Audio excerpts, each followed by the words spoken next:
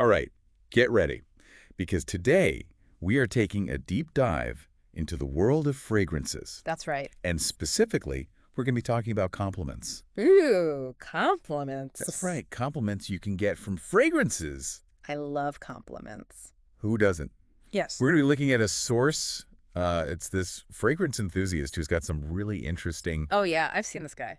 opinions on the best men's fragrances to get compliments. Yeah, he's pretty out there. He is. But he's fun. Yeah, he is very entertaining, and I think we can learn a lot Yeah, from what he has to say. for sure. So the idea here is we're not just going to be like, here are the top 10, these are what they are, these are what they cost. Okay. We want to go deeper. Yeah, like what makes them so good? Yeah, but what is it about these fragrances that actually make people want to compliment you? What is that psychology behind it? Exactly. Because fragrance is powerful, right? Yes. It's one of those things that I think people don't always think too much about, but it really is like a communication tool. Ooh, I like that. A silent language, yeah. Okay, let's decode this silent language. Yeah. So we're going to start with his top 10 list, Okay. just to give everybody an overview of what we're working with here. Sounds good. Starting at number 10, we've got Versace Dylan Blue. Okay, no, that one. Now, he describes this one as being like a mix of Dior Sauvage and Acqua di Gio Profumo. Oh, interesting. Okay. So right off the bat, that's kind of interesting to me because it's sort of like he's saying, if you like those two, you might like this one. It gives you a sense of the families, right? Like, you know, there are those families of scents, the different notes that make up a fragrance. Yeah, so this is kind of like... Yeah, so you can start to kind of get a sense of what you might like Exactly. based on what you already know. Perfect. Okay, so we got Dylan Blue at number 10. All right. Number 9 is Valentino Uomo. Intense. Ooh. Intense. I like it. He says this is one that you got to, dress up. Oh, so Yeah. you can't just be wearing this with sweatpants. You can't just throw this on with your, Yeah. your gym clothes. You got to... You got to own it. Yeah, you got to be wearing a suit or at least like a button-down shirt. Okay, so like a date night fragrance, maybe? Yeah, something like that. Something a little more special. Yeah. All right, number 8 is where things get a little Interesting. interesting. Abercrombie and Fish, First Instinct. Okay. This one he describes as being very tropical, melon heavy. Ooh, melon. Yeah, he says it's good for teenagers Is that right? and first dates. Okay. Hmm. I mean, whatever works. I don't know if I'm getting a lot of compliments with that one, but maybe. Maybe it's a good starter fragrance, Yeah. when you're first getting into fragrances. There you go. You need something kind of light and approachable. Exactly. Okay, number 7, we're moving on. Dolce & Gabbana, the one. Oh, yeah, classic. This one he says is great, gets a lot of compliments, but it's becoming very popular. Yeah, that's the thing, right? When Yeah. something gets really popular, sometimes it can be a little bit. You smell it everywhere. Yeah, you're like, oh, everyone's wearing that now. It's not as special. Right. Okay, number 6, Bleu de Chanel. Ooh, another good one. He was saying he gets complimented on this one, even in like the grocery store. Really? Yeah, so this is one that is, really projecting. Projecting. It's art. fresh, it's minty, I can see that. very versatile. Yeah. Okay, we are halfway through the list. Wow, we're cruising. We're making good time. Right. Number 5, Yves Saint Laurent, La Nuit de l'Homme. Oh, yeah. This was like the king back in the day. This is like, yeah, the compliment getter. He says it's not quite as good anymore because it's been reformulated. Ah, yes, the reformulations. Have you ever had like a favorite fragrance that's been reformulated? Oh, it's the worst. And it's just not the same. It's just not the same. Yeah. They try to change it, make it cheaper or whatever, Yeah. and they ruin it. Sometimes it's better, sometimes it's worse. Yeah, it's a gamble. All right. Number 4, we got Carolina Herrera, CH Men Privé. Okay. This one, he says, is the, what does he call it? The leather jacket fragrance. The leather jacket fragrance. Like if you're not wearing a leather jacket, Don't even bother. don't even bother putting this on. So it must have like leathery notes, maybe some smoky notes. Yeah, something like that. Interesting. Okay, number 3, we're getting to the top 3. All right, here we go. Prada La Homme. Ooh, Prada Lum. I like that one. This one, he says, it's so fresh that people will compliment you, even if they don't normally compliment on fragrances. Oh, wow. Like they'll be like, oh, what is that you're wearing? Yeah. Even if they, normally don't even notice. So it must be like very pleasant, Yes, but not too in your face. exactly. Okay, I like it. All right, now for the top 2. All right, the battle for the top spot. We've got at number 2, Dior Sauvage. Sauvage the king, or I guess number 2. He's like the fresh out of the shower king. Oh, okay. So, clean, fresh. Yeah, who doesn't want to smell fresh? Exactly. And then number 1, Drum roll, please. Creed Aventus. Aventus, there it is. This one he describes as being very unique and also long-lasting.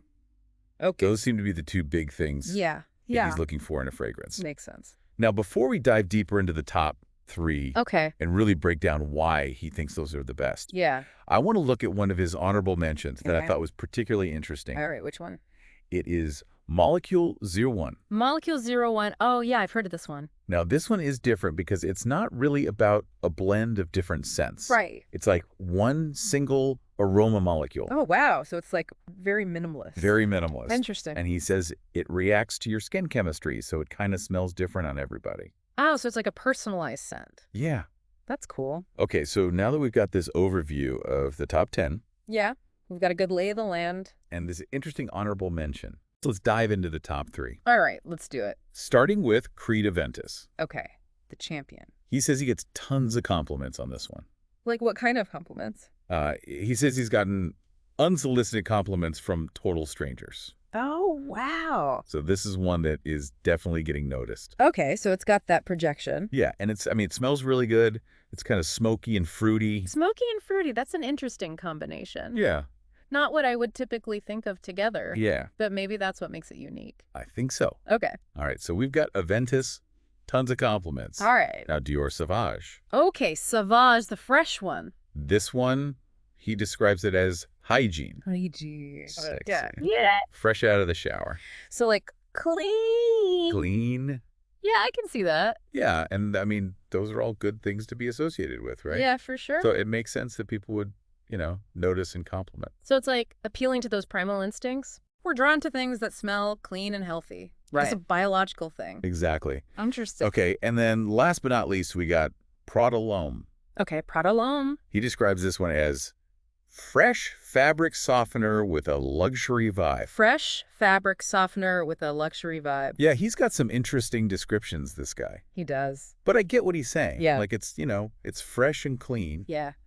but it also has like this, sophisticated edge to it. Okay, so it's not just like, laundry detergent. It's No. got something more to it. Exactly. So we've got our top three. All right, the heavy hitters. Now we want to look at some of the other fragrances on this list Okay. and see what we can learn from those. Sounds good. Particularly Valentino Uomo Intense. Okay, the dress up one. Yes. All right. And Abercrombie and Fitch First Instinct. First instinct. Yeah. Because those seem to be, on opposite ends of the spectrum. Yeah, that's So what can we learn about, how to choose the right fragrance for the right occasion Ooh, that's a good question. from those two? Yeah, because it's not just about the scent itself, right? Right. It's about the context. It's about everything else. Yeah. So let's start with Valentino Uomo Intense.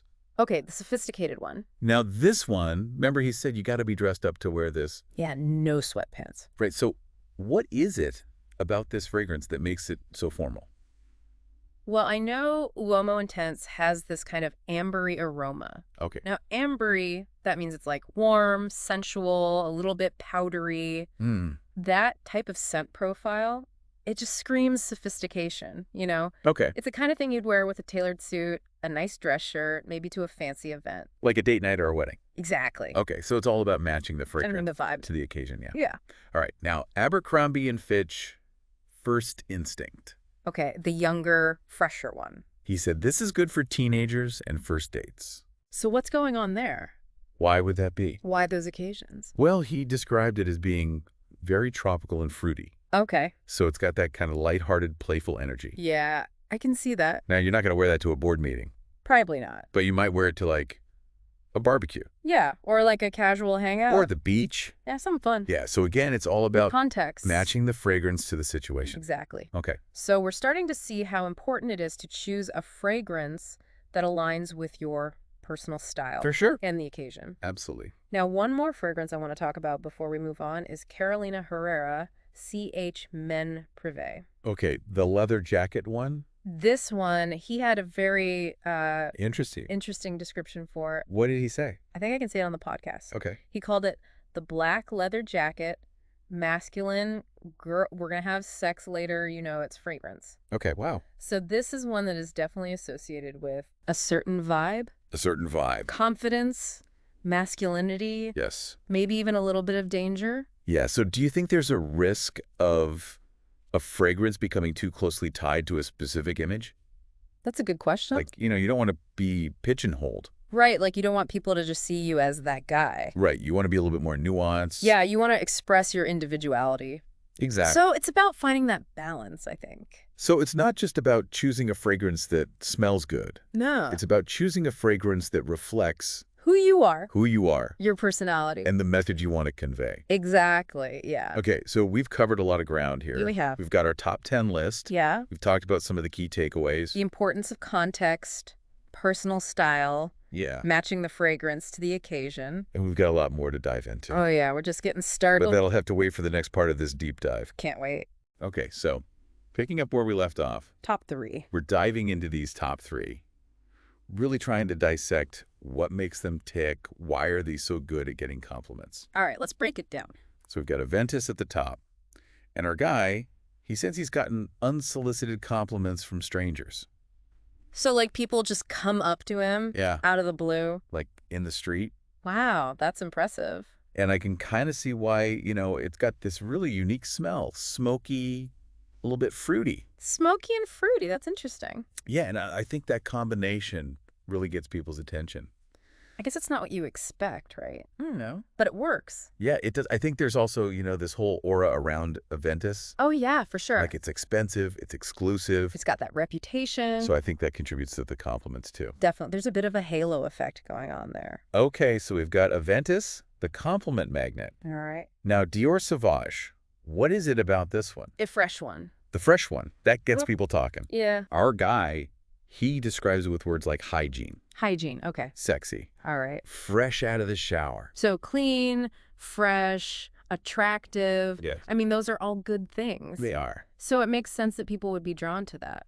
Yeah, and I think it's because of that ingredient. What is it, ambroxan? Ambroxan, yeah, that's the key player in Sauvage. It's supposed to mimic ambergris, which is like this, Oh, yeah, the whale stuff. yeah, super expensive, hard to get. Very rare. So I think that also contributes to the appeal of Sauvage. It gives it that kind of, luxurious feel. Yes, Even though it's not actually ambergris, Well, but yeah. it still has that effect. exactly. Yes. Okay, and then we've got Prada L'Homme, The fabric softener one. the fabric softener one with a luxury vibe. Yeah, what a description. And this one, he says, gets compliments even from people who don't normally notice fragrances.